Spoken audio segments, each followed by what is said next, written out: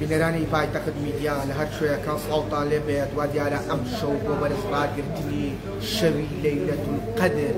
کۆمەڵی خوێنبەخشانی کوردستان هەڵساوە بە وەکو نەریتێکی ساڵانەی خۆی هەڵساوە بە خوێنبەخشین و لێرەدا هەڵمەتێکی بەرفراوانی ڕاگەیاندووە. من بۆ ئەمە بەستە دەمەوێت گفتوگۆی تەواو لەگەڵ سکرتێری کۆمەڵی خوێنبەخشانی کوردستان کەمکان بفەرمۆ ئێرە زۆر سوپاس بۆ ئەم دەرفەتە پێم بڵێ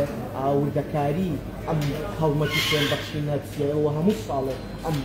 نەریتە بەرزڕا دەکەنەوە بە تایبەت لە شەوانی لەیلەتولقەدر. سەرەتا بەناوی خوای گەورە میهرەبان ئێمە وەکو نەریتێکی ساڵانە وەکو کۆمەڵی خوێنبەخشانی کوردستان هەمیشە لەم مانگە پیرۆزە و تایبەتتر لە شەوانی قەدر شەوی 27ش شەوێکی بەبەرز خێری تایبەت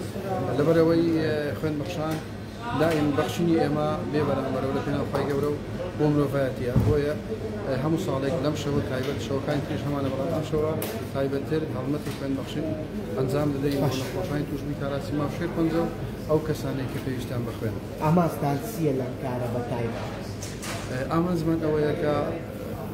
مانگی ڕەمەزانی پیرۆزە خێرێکی یەکجار گەورەیە و ئەم شەویش ناویان ناوە شەوی قەدر شەوی 27 ئەم شەوەکە خوای گەورە لە بەندەکانی خۆی دەبورێت ئەم شەو شەوی بەخشین خەڵک خوای گەورە موسڵمانان دەبەخشێ بەڕاستی شەوێکی پیرۆزە خەڵکانەکەن ئێستا لە مزگەوتەکان تاکو بەیانی نزا و پاڕانەوە دەکەن مسلمانان لە تەواوی مزگەوتەکان نزا و پاڕانەوە دەکەن کە خوای گەورە لەیان خۆش بێ و خێر و نزا و پاڕانەکە ئێمەش وەکو نەریتێک خوێن دەبەخشین لە پێناو خوای گەورە بەشکو خوای گەورە بەبەر ئەم شەو مبارەکەمان بێخێ و نەجاتمان بێ هەر هەمومان پێم بڵێ ئەم شەو لە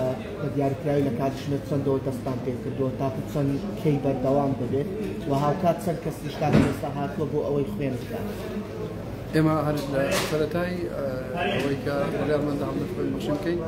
لە کاتژمێر 8 ئێوارەوە دەستمان بە هەڵمەت خوێنبەخشین کرد بە سڕی بەردەوام و تاکو ئێستاش هەر بەردەوامە تاکو 12 شەو خوێنبەخشین بەردەوامە. سپاس بەخوا بۆ خوێنبەخشان و ئەو کەسانێک کە بەشدار بوون لەو هەڵمەتە زیاتر لە 150 بەتر خوێنبەخشەوە تاکو ئێستا بەڵێ تاکو 12 شەویش بەردەوامە خوێنبەخشین بۆ ئەو کەسانێک کە هاتوانێت خوێنبەخشینیان هەیە و بەشدار دەبن لەو خێرە نەبڕاوی کە لەم شەودا پێیان دەبەخشێت. زۆر سپاس ئەگەر هاوکارم ئەم دیمەنانەتان بۆ بگوازێتەوە لێرەدا دەیان موسڵمان هاتوون بۆ ئەوەی کە خوێنی خۆیان ببەخشن بە تایبەتەوە ئەم شەو شەوی لەیلەتولقەدرە شەوێکی زۆر تایبەتە لای موسڵمانان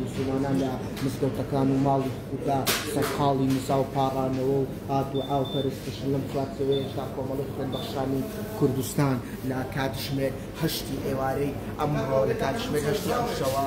تاکو 12 ئەم شەو بە بەردەوامی خوێن وەردەگرێت ئەوە ئەو کەسانێک کە دێنێتدا خوێن دەبەخشن ئامانجێکیان خوای گەورە لێیان ڕاست بێت وەکو ئاماژە پێدام شەو لەیلەتولقەدرە و شەوێکی پیرۆزە لای موسڵمانان و بە گوتەی کاک عەبدولقەهار کە سکرتێری کۆمەڵی خوێنبەخشانی کوردستانە تاکو ئێستا زیاتر لە 150 بتر خوێن بەخشراوە لە پێشبین دەکرێت ئەم ڕێژەیەش بەرز بێتەوە. هاوکات لە ئێستادا مزگەوتەکان لە سەرداسەری هەرێمی کوردستان پڕن لە موسڵمانان و کەرەباڵغن بەهۆی ئەوەی کەوا ئەم شەو لەیلەتولقەدرە و شەوێکی پیرۆز و تایبەتە و قورئانی پیرۆزی تیادا نازل بووە. وەک هەمیشەش